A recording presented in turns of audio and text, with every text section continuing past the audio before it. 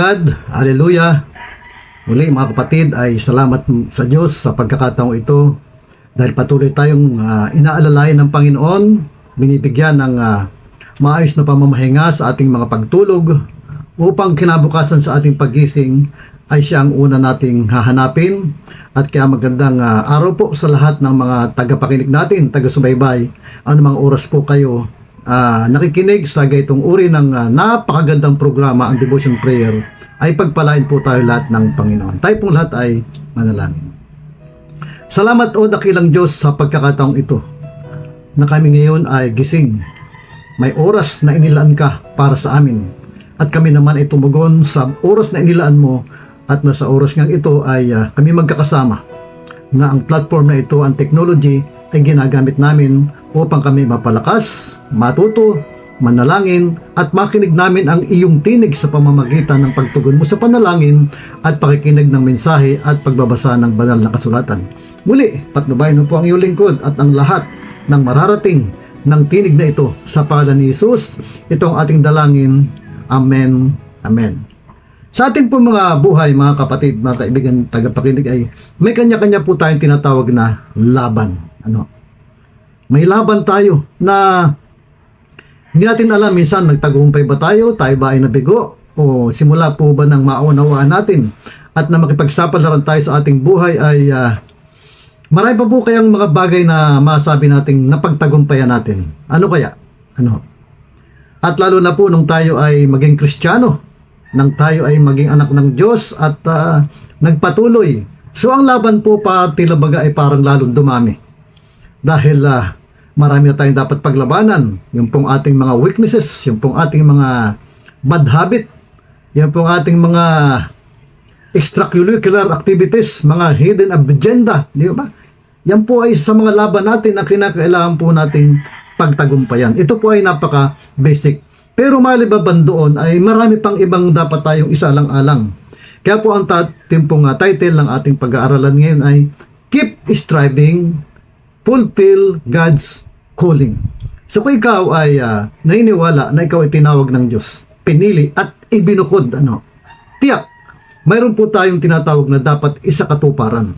Ito ay ang pagkatawag ng Diyos at ang mga challenges, mga ibinilagay sa ating harapan. Kaya sabi po sa aklat ng Pilipos chapter 3, 13 hanggang 16 na lagi po natin itong nababasa. Sabi niya, mga kapatid, hindi ko pinapalagay na nakamit ko na ito, ngunit isang bagay ang ginagawa ko, nililimot ko ang nakaraan at sinisikap na marating ang layuning nais kong makamtan. Alam niyo po, yung pong paglimot sa mga nakaraan, ito ay isang laban din. Nakakalungkot, nakakawa po ang tao na ang buhay niya ay inilaan na lamang niya sa kanyang mga nakaraan. Pag ganyan ang sistema ng buhay, hindi siya makakamove, hindi siya makagawa, hindi siya magiging produktibo. Kaya itong ginawa ni Apostol Pablo ay nilimot niya na kaagad. Alam natin na si Apostol Pablo ay maraming madidilim na nakaraan. Kumbaga sa kriminal ay isa na siya sa pinakapusakal. Ngunit yung ay kanyang kinalimutan na. At nag-step forward siya, ang direksyon ay sa ating Panginoong Hesus. At ang kanyang ginawa, ang laban ng kanyang ginawa ay nagpatuloy nga ako patungo sa hangganan upang makamtan ang gantimpala ng pagkatawag sa akin ng Diyos sa pamamagitan ni Kristo Jesus, ang buhay na hahantong sa langit. Alam niyo yung pagpapatuloy sa Christian life, isa rin hong laban yan. Kaya mapapansin natin, may mga Kristiyano, pero naging Kristiyano 3 buwan lang. May naging Kristiyano, tumanggap nga sa Panginoon, pero nung araw lang na yun, hindi naman nagpatuloy. At hindi nga natin alam kung tiyak nga ba yung kanya naging pananampalataya. Siya lang nakakaalam at ang Diyos, syempre. Pero yun ang pagpapatuloy. Tatanungin ko kayo, ilang taon ho kayong Kristiyano? Kayo ba ay nag-post? Nakaranas po ba kayo na mabackslide? Nakaranas ba kayo na nagduda sa ating Panginoong Diyos? Nakaranas ba tayo na tumigil at sinisipaan Diyos? Yung pagpapatuloy ho. Kaya nga lagi ko sinasabi, sa 100 na nabahagi ng salita ng Diyos, ang tutugon dyan mga 20. Maaari. At ang mapapunta sa church. At ang pumunta sa church ay baka 10 lang talaga ang nagpatuloy. At sa 10 yun, baka natira doon 2. yung nagpatuloy. Kaya ito ay challenge talaga sa bawat isa sa atin. Now, sabi nga ay, verse 15, ganyan ang dapat maging kaisipan natin mga matatagtag na sa pananampalataya. So, ano ang sikreto para tayo magpatuloy sa laban, sa mga challenges na kinakaharap natin? Dapat ay maging matatag tayo sa ating pananampalataya upang magkaroon tayo ng kaisipan ng katulad ni Apostol Pablo. Sabi, kung hindi ganito ang inyong pag-iisip, ipapaunawa yan sa inyo ng Diyos. Kaya kung ikaw ay nag-i-struggle, kaya kung ikaw ay maraming tanong, maraming pagkakataon na ayaw nang pumunta sa church, nagdududa ka na at parang gusto mo nang mas nanaisin mo pa at namimiss mo yung dati mong buhay, sabi ng Panginoon ipapaunawa ito sa atin ng Diyos. Ang kailangan lang ay humingi tayo ng karunungan sa Diyos, kalakasang espiritual upang tayo magpatuloy sa ating laban na kinakaharap. Amen po. Kaya, ang bawat mananampalataya at bawat tao ay may mga challenges sa buhay na dapat niyang pagtagumpayan. Amen.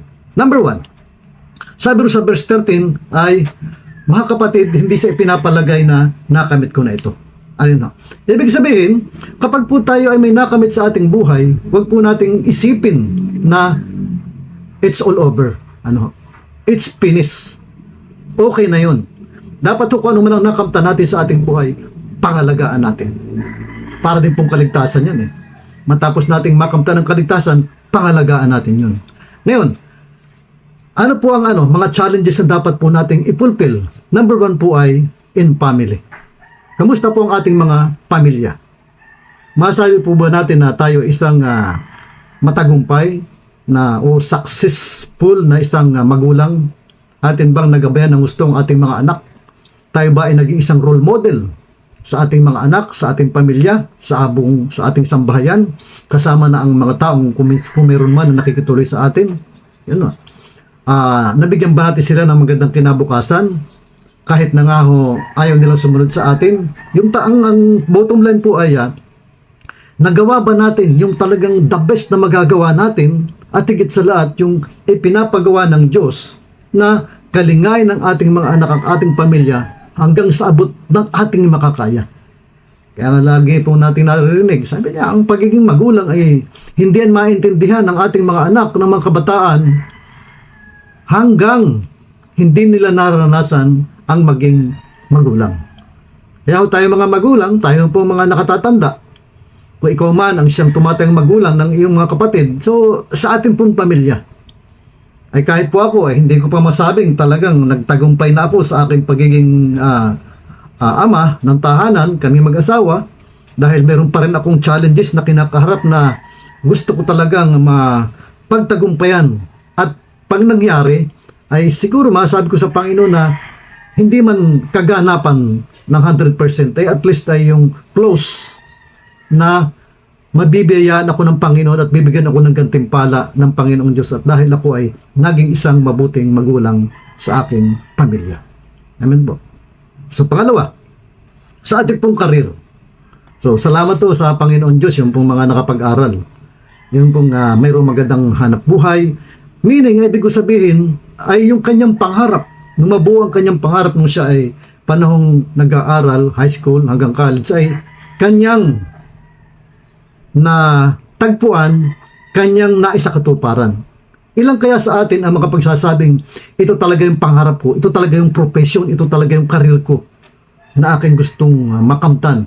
At sa buhay ko ngayon ay masasabi kong isang fulfill at talagang nakamtan ko. Ilang kaya sa atin ang makapagsabi? Ay ako ay sa usaping yan ay ako'y labas dyan. Ano ibig ko sabihin? Wala po akong pangarap na natupad nung ako ay high school. Dahil nga, hindi naman nakapag-college na. So, ang maganda lang, yung plano na sa akin ng Diyos, yun ang aking nakakamtan. Amen po. Kaya, itong ganitong mga katanungan ay dapat po ay, sabi nga ay, keep striving.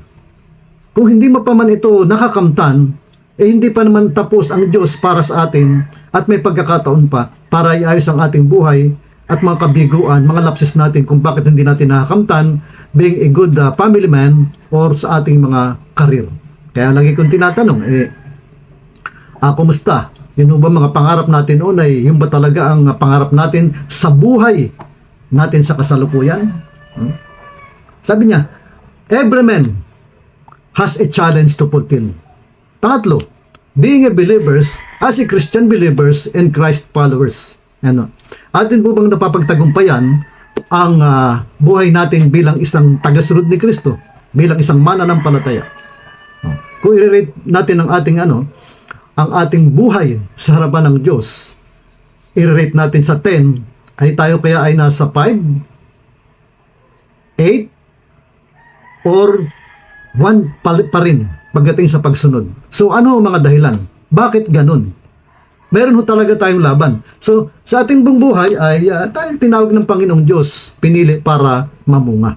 Ang ibig sabihin nun, para maglingkod at hindi para simba-uwi lamang. Lahat ng ito ay purpose ng Panginoon para maisakatuparan ang Great God Commission sa Mateo 28:19 and 20. Ano? Kaya, ano sabi ni Apostol Pablo? Maganda ang sinasabi niya sa 1 Timothy chapter 3, 6 hanggang 12. At ito ang ipinapaalala sa atin. 1 Timothy chapter 6 verse 12. Striving. Sabi ho, ay striving means to fight. Yan. Sabi daw ay wala daw nananalo ng puro depensa. Bagamat ang depensa ay kinakailangan para protektahan ang iyong sarili, pero ang winning position ay to fight. A good fight. Sabi ni Apostol Pablo rito ay 1 Timothy chapter 6 verse 12. Ipaglaban mo ng puspusan ang pananampalataya. Kaya mo itong idepensa. Kung kailangan ang opensa at talaga namang dapat para makapag-share tayo ng salita ng Diyos, ipaglalaban natin. Kapag may nagsabi sa atin na hindi naman talagang Diyos ang iyong Panginoong Hesus, wala ka talagang kaligtasan, ang iyong buhay ay naging masalimuot simula nung ikaw ay maging isang born-again believers. So, ipaglaban po natin. Sabi, panghawakan mong mabuti ang buhay na walang hanggan. Yan. Ito po ay isang, sabi ko kanina, isang laban ho ito. Paano tayo makarating sa finish line? Bakit? Sabi ay, dahil dyan ka tinawag ng Diyos nang ipahayag mo sa harap ng maraming saksi ang iyong pananalig kay Kristo. So, tayong lahat, tungkulin po natin yan. Dahil kung tayo po ay hindi magpapakarunong sa salita ng Diyos at hindi makikinig sa patnubay ng Banal na Espiritu Santo, paano natin ipaglalaban ng puspusan ng ating pananampalataya? Paspasin po ninyo. Puspusan. Ibig sabihin, pag sinabing puspusan, strive. May laban talaga. Kinakailangan natin tumindig sa ating pananampalataya. Dapat sa ibabaw ng bato, at ang batong ito ay walang iba kundi ang ating Panginoong Hesus, upang tayo po ay magtagumpay. Kaya sabi, striving means to fight. Put ourselves in offensive position. Yan. Pag sinabing offensive, we are willing to obey. We are willing to pursue. Yan. The God's Great Commission at pagsilbihan ng ating Panginoon. Kailangan yun. Pangalawa, we need an emotional connection and quality feelings. Yung pong ating emotion ay dapat ay maayos. Yung ating koneksyon mismo sa ating sarili. Sa ibang tao, dapat ay tayo po ay mataas ang moral. Bagaman minsan, sabi nga, minsan dumadaan ang kalungkutan, ang depression, ang para bang hopeless situation, pero hindi dapat manatili sa atin ang mga ganyan. Huwag nating pahihintulutan. Dahil kapag ito ang nanatili sa atin, ay ito po ang ating magiging karga at magpapabigat para hindi tayo makapag-step up to higher level ng ating buhay bilang isang tinawag ng Panginoon. We need an emotional connection and quality feelings. Ang sarap pong mabuhay ng may kapayapaan.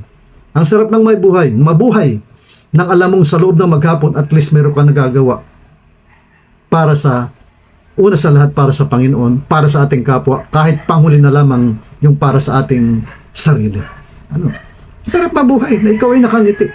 Masarap mabuhay nang alam mo na walang nagagalit sa iyo, diba?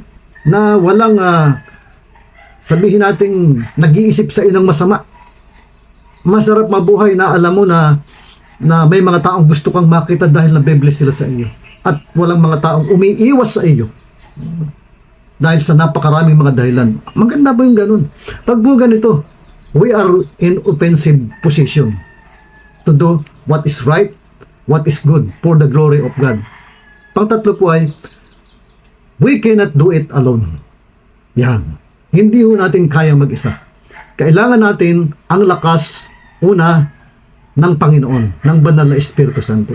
Pangalawa, kailangan natin ang kasama. Hindi pwedeng tayo nag-iisa. Ano kasabihan sa wikang English? No man is an island. Subukan mo mag-isa ka. Sa loob ng isang buwan.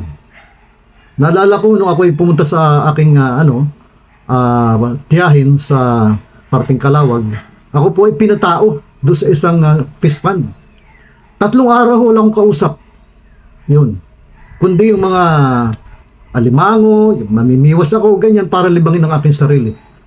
Bagamat yung pong ganun ay isang challenge sa akin, ako may maraming natutunan, nakapag-isip-isip, pero makikita ho natin, kapag ikaw ay nag-iisa palagi at wala kang kausap, alam natin na may mga challenges at problema tayo na hindi natin kayang mag-isa.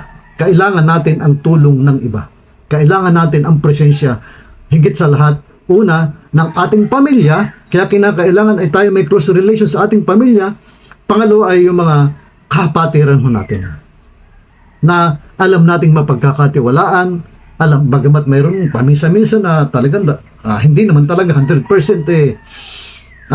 maibibigay natin, maasahan sila dahil siyempre sa kanila rin mga pangailangan at depende na rin sa kanilang karakter. But still, sa akin pong karanasan, sa karanasan natin, iba kapag ang iyong laging kasama ay mga kapatiran, lalo na yung mga on fire. Nako, ang ganda po niyan. Pangapat, we must striving side by side. Yan. Dapat huwag magkakapit kamay. Dapat lagi tayong may kaagapay. Dapat lagi tayong may kasama. Lagi tayong nagpaplano. Diba?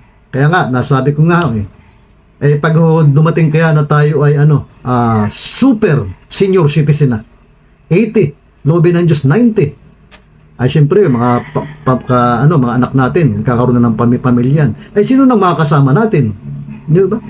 Yung mga kaibigan natin, maaari yan, pero bihira. Pero sa akin tingin alam niya kung sinong makakasama natin. Mga kapatid kay Kristo. Totoo yan. Yung mga kalalakihan, yung mga kananayan, na minsan may nagkakaroon kami ng outing, naglilibang kami sa church. Sabi nga ay one for all for one, ay tiyak ho na sila ang talagang makasama natin, lalo na pagdating ng Panginoon. Kaya huwag po tayong bibitaw. Keep striving, mga kapatid. Fulfill God's calling. Salamat to sa inyong pakikinig. At na po ilobin ng Panginoong Diyos na ito ay may pagpatuloy natin sa susunod na pagkakataon. Tayo pong lahat ay manalangin. Dakilang Diyos, salamat pong muli sa pagkakataong ito na kami ay iyong pinalalahanan. At pray ko, Panginoon Diyos, ang mga challenges, problema, mga hindi namin inaasa na pangyayari na hindi namin malagpasan dahil hindi namin maunawaan ano bang kulang sa amin. Kami po ay iyong bigyan ng kaunawaan. Sa aming pananalangin ay iyo pong ipakita sa amin ang mga dapat namin gawin. Give more wisdom, O God. Salamat, Lord, sa lahat-lahat. Alam namin, Panginoon, na hindi po namin kaya mag-isa. Kailangan ka namin. Kailangan namin ng aming pamilya. Kailangan namin ang mga kapatiran upang kami ay magpatuloy. Upang ang buhay na ito na sinabi mo na naparito ka upang ang mga tupa ay magkaroon ng kapayapaan, kagalakan, kasaganaan, ay alam namin na ang mga taong ito ay inilagay mo sa aming tabi, sa aming paligid upang aming pakitunguhan ng maayos. Salamat, Lord, sa lahat-lahat. Pinupuri ka namin sa pangalan ni Jesus. Ito ating dalangin. Amen and amen. Praise the Lord.